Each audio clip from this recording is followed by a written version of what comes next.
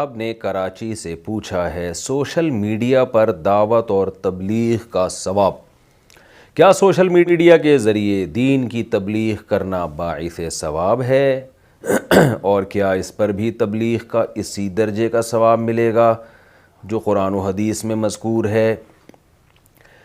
جناب علی صاحب، بالکل 100% اسی طرح ثواب ہے، بلکہ اس زمانے میں چونکہ سوشل میڈیا پہ بے دینی کا کام بہت زیادہ ہو رہا ہے، اس لیے سوشل میڈیا کے ذریعے تبلیغ کے ثواب کی اہمیت بڑھ گئی ہے، کم نہیں ہوئی ہے، اور زیادہ ثواب ہے۔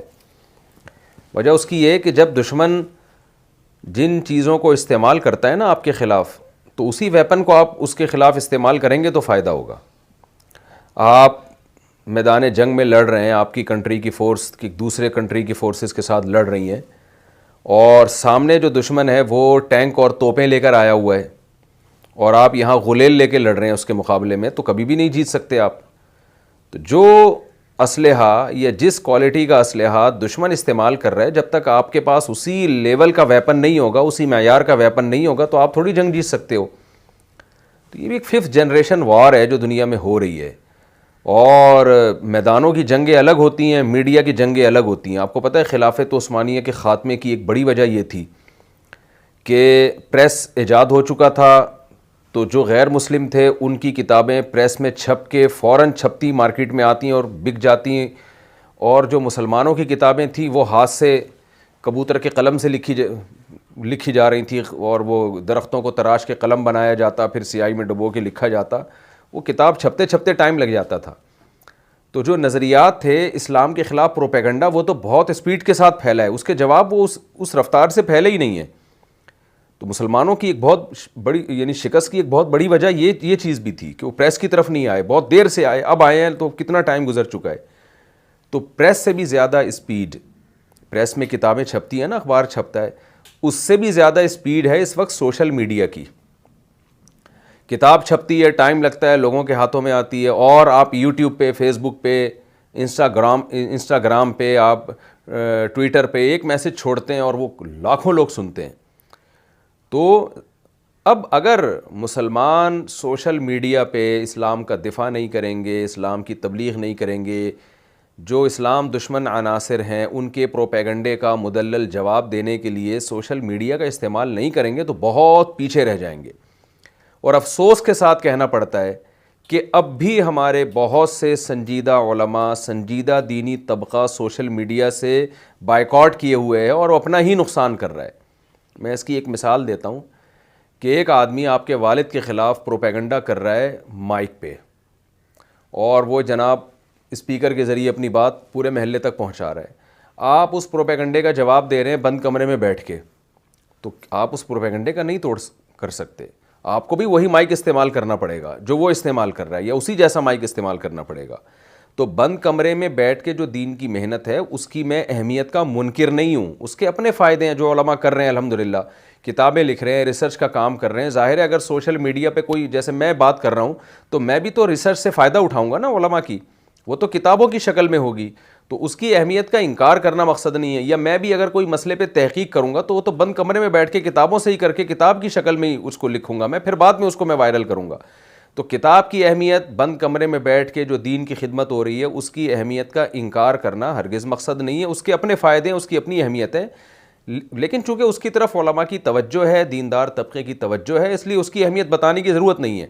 سوشل میڈیا کی طرف ابھی تک ہمارے دینی طبقے کی جتنی اہمیت اس کے دل میں ہونی چاہیے وہ ہے نہیں۔ تو سوشل میڈیا پہ تبلیغ کا بہت زیادہ ثواب ملتا ہے۔ کیوں؟ نبی صلی اللہ علیہ وسلم نے فرمایا بلغوا عنی ولو آیا، ایک جملہ بھی مجھ سے سنتے ہو تو پہنچاؤ آگے۔ کیوں؟ رب حامل فقہ غیر فقیہ، اور ایک روایت میں ہے رب مبلغ او عام سامع، بعض دفعہ جس کو بات پہنچائی جاتی ہے وہ زیادہ اچھی طرح سے اس کو کیچ کرتا ہے، پہنچانے والا اتنا اچھا عمل نہیں کرتا جتنا جس کو پہنچائی جائے وہ اس کو کیچ کر رہا ہوتا ہے، وہ پک کر رہا ہوتا ہے اس کو۔ تو اب آپ مجھے بتاؤ کہ ایک بات آپ ایک آدمی کے کان میں کہتے ہیں، ایک بات آپ کہتے ہیں 100 آدمیوں کو بٹھا کے آپ ان کو تبلیغ کرتے ہیں، 1 لاکھ کو بٹھا کے تبلیغ کرتے ہیں، جو عمل کرے گا آپ کو ثواب ملے گا، اور ایک بات سوشل میڈیا کے ذریعے ملینز لوگوں پہ پہنچتی ہے، تو آپ بتاؤ کون زیادہ اچھا تبلیغ کا کام کر رہا ہے؟ جو ملینز تک بات پہنچا رہا ہے، یقیناً وہ خیر کو بہت تیزی سے پھیلا رہا ہے. تو 100 آدمیوں کو بٹھا کے بات کرنے کی اپنی ویلیو ہے, اس میں مجلس کا ایک اثر پڑتا ہے, کوالٹی کے اعتبار سے لوگ تیار ہوتے ہیں. لیکن جب آپ سوشل میڈیا پہ کام کرتے ہیں تو کوانٹٹی کے اعتبار سے بات آپ کی زیادہ پھیلتی ہے. تو کوالٹی بھی مقصد ہے, وہ جب تک نہیں ہوگی جب تک فیس ٹو فیس آپ لوگوں سے ملیں گے نہیں. جیسے تبلیغ جماعت والے کر رہے ہیں, گھر گھر جا کے دعوت دینا, اس میں تھوڑے لوگ تیار ہوتے ہیں مگر کوالٹی ان کی اچھی ہوتی ہے. سوشل میڈیا پہ زیادہ لوگ تیار ہوتے ہیں لیکن وہ کیفیت نہیں ہوتی ان کی. تو شریعت میں دونوں چیزیں مقصد ہیں, کوانٹٹی بھی اور کوالٹی بھی. تو کوالٹی کے لیے آپ خانقاہی نظام ہے, دینی مدرسوں کا نظام ہے, علماء جو فیس ٹو فیس لوگوں کو جا کے سمجھاتے ہیں, اور کوانٹٹی کے لیے سوشل میڈیا کا استعمال ہے. بعض دفعہ اس میں کوالٹی بھی پیدا ہو جاتی ہے, لوگ توبہ بھی کر لیتے ہیں بیان سن کے, لیکن بات آپ کی وائرل بہت ہوتی ہے, بہت پھیلتی ہے بات. تو چاہے کوئی عالم سوشل میڈیا کا استعمال کرے یا کوئی عامی آدمی, جہاں جہاں آپ خیر کی بات پہنچائیں گے آپ اپنے لیے ایک درخت لگا رہے ہیں خیر کا. تو فیس بک پہ کوئی اچھی بات پھیلانا, یوٹیوب پہ, انسٹاگرام کے ذریعے, ٹویٹر کے ذریعے اپنے پیغام کو لوگوں تک پہنچانا, اگر وہ خیر کی بات ہے, جتنے لوگ اس کو سنیں گے تو آپ کو قبر میں اس کا ثواب ملے گا. نبی صلی اللہ علیہ وسلم نے فرمایا, جس نے درخت لگایا تو چرند پرند جب تک درخت سے کھائیں گے آپ کو قبر میں ثواب ملے گا. تو آپ جب خیر کا درخت سوشل میڈیا کے ذریعے لگائیں گے, اچھی بات کو کروڑوں لوگوں تک پہنچائیں گے, تو اس کا آپ کو قبر میں بہت فائدہ ہوگا. لیکن ہمارے ہاں لوگوں کی توجہ اس طرف ہے نہیں. دنیا دار لوگ بھرپور طریقے سے استعمال کر رہے ہیں سوشل میڈیا کو. آپ دیکھیں کمپنی ایڈورٹائزمنٹ کے لاکھوں لاکھوں روپے دیتی ہے گوگل کو. ایک اچار والی کمپنی بھی ہوگی نا, اچار بنانے والی, وہ بھی یوٹیوب کا استعمال, وہ ایڈ چلائے گی, گوگل کو لاکھوں روپے دے گی. وہ اس کو پتہ ہے کہ میرا یہ ایڈ جب سوشل میڈیا کے ذریعے کروڑوں لوگوں تک پہنچے گا تو اس سے ہمیں جو پروفٹ ہوگا اس کے مقابلے میں یہ لاکھوں روپے کچھ بھی نہیں ہے. تو لیکن دین کی بات پہنچانے والے وہ اتنے ڈھیلے ہیں, اتنے سست ہو چکے ہیں کہ وہ سمجھ رہے ہیں کہ اس کو کوئی فائدہ ہی نہیں ہے. تو بھائی کیوں فائدہ نہیں ہے؟ جو کمپنیاں ہیں ایڈورٹائزمنٹ کر رہی ہیں یوٹیوب کے ذریعے, فیس بک کے ذریعے, ان کو فائدہ ہو رہا ہے نا, تبھی تو وہ پیسے دے دے کے ایڈورٹائزمنٹ کرا رہی ہیں. ان کو پتہ ہے ہر گھر تک ہماری کمپنی کی پروڈکٹ پہنچے گی, تو بہت سے لوگ نہیں خریدیں گے, لیکن 1% نے بھی خرید لیا تو وہ سمجھتے ہیں کہ ہمارا کام ہو گیا. تو آپ سوچیں کہ آپ دین کی بات سوشل میڈیا کے ذریعے آپ ملینز لوگوں تک پہنچائیں. 99% لوگوں نے آپ کی بات کو مسترد کر دیا, انہوں نے صرف سنی انسنی کر دی. 1% لوگوں نے بھی اگر اس بات کو سن لیا تو وہ 1% بھی تعداد میں ان لوگوں سے زیادہ ہوں گے جن کو آپ سامنے بٹھا کے بات سمجھا رہے ہو. تو یہ بہت بڑی ایک محرومی کی بات ہے کہ ہمارا دینی طبقہ سوشل میڈیا کا استعمال نہیں کر رہا. تو میں آپ کو ترغیب دوں گا, آپ علی بھائی کراچی سے ہیں, آپ کو اس طرف توجہ ہوئی تو پازیٹیو وے میں آپ کام کریں, اپنا چینل بنائیں. ہم نے تو اپنے چینل پہ یوٹیوب کا چینل بنانے کے طریقے ڈالے ہوئے ہیں تاکہ دیندار لوگ اس طرف آئیں, وہ یوٹیوب پہ چینل بنائیں, ویڈیو کو وائرل کریں, اور بے شک اس سے پیسے بھی کما لیں, اپنا رزق کا ذریعہ بھی بنا لیں اس کو. کیونکہ جب انسان کسی چیز کو پیشہ بنا لیتا ہے تو کام میں جب آخرت کے ساتھ ساتھ اس کا معاش بھی وابستہ ہوگا تو کام میں جان پڑے گی, اسلام کو فائدہ ہوگا اس سے, تو اور زیادہ بات آپ کی دنیا میں پھیلے گی. تو دل جمی سے کام لیں گے آپ. اور یہ اس کے اخلاص کے منافی نہیں ہے کہ آپ پیسے کما رہے ہیں تو دین کا کام پیسے کما کے کیسے ہو سکتا ہے. یہ ہو سکتا ہے. صحابہ کو نبی صلی اللہ علیہ وسلم میدان جنگ میں ترغیب دیا کرتے تھے. آپ فرماتے تھے کہ جس نے فلاں کو قتل کر دیا میدان جنگ میں تو اس کا سارا مال اسی کا جس نے قتل کیا.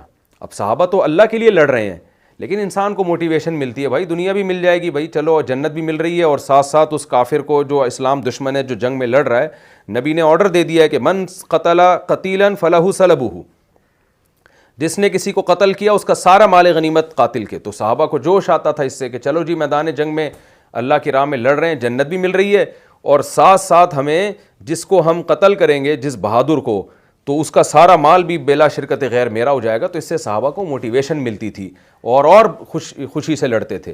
تو یہ کوئی اخلاص کے منافی نہیں ہے کہ آپ اگر یوٹیوب چینل کے ذریعے پیسے بھی کمانا شروع کر دو, نیت آپ آخرت کی رکھو, اور آپ کو یار جب غریبی میں پیسے بھی مل رہے ہیں تو ٹھیک ہے, اس سے اور یہ بھی موٹیویشن کا ذریعہ بنے گی. تو اس میں کوئی حرج کی بات نہیں ہے. تو آپ چینل بنائیں, اور لیکن اس کو پازیٹیو وے میں کام کریں. اس میں فرقواریت اور اختلافی, جیسے بعض لوگوں نے دین کا لیبل لگایا ہوا مگر امت میں پھوٹ پیدا کر رہے ہیں, تو یہ طریقہ نہیں ہونا چاہیے. پازیٹیو وے میں کام کریں آپ, اچھی بات, خیر کی بات, قرآن جگہ جگہ کیا کہتا ہے کہ اہل ایمان کی صفت میں اللہ کیا بیان کرتے ہیں، وَلَا يَحُضُّ عَلَىٰ طَعَامِ الْمِسْكِينِ، فرمایا منافق جو ہے وہ کھانا کھلانے کی ترغیبیں نہیں دیتا. تو پتہ چلا بھائی کھانا کھلانا بھی غریبوں کو اچھا کام ہے، کھانا کھلانے کی ترغیبیں دینے بھی اچھا کام ہے. تو آپ اگر فیس بک پہ ایک ایسی حدیث وائرل کر دو جس میں غریبوں کو کھانا کھلانے کی ترغیب ہو، لاکھوں لوگوں نے وہ ویڈیو دیکھی، لاکھوں لوگوں نے وہ پوسٹ دیکھی، لاکھوں میں کسی ایک نے آپ کی پوسٹ دیکھ کر اس میں جذبہ پیدا ہوا کہ ہمارے نبی نے فرمایا کہ جس نے غریب کو کھانا کھلایا ایسے جیسے اللہ کو کھلا دیا اس نے. حدیث کا مفہوم بیان کر رہا ہوں. حدیث میں آتا ہے نا، نبی صلی اللہ علیہ وسلم نے فرمایا اللہ قیامت میں کہے گا کہ کہاں ہیں وہ لوگ، میں بھوکا تھا انہوں نے مجھے کھلایا، میں پیاسا تھا انہوں نے مجھے پلایا. لوگ کہیں گے اللہ تو کہاں سے بھوکا ہو سکتا ہے، تو کہاں سے پیاسا ہو سکتا ہے؟ تو اللہ کہے گا کہ میری مخلوق بھوکی تھی تو جس نے اس کو کھلایا ایسے جیسے مجھے کھلا دیا. تو یہ حدیث آپ نے پھیلا دی. ایک مثال دے رہا ہوں میں.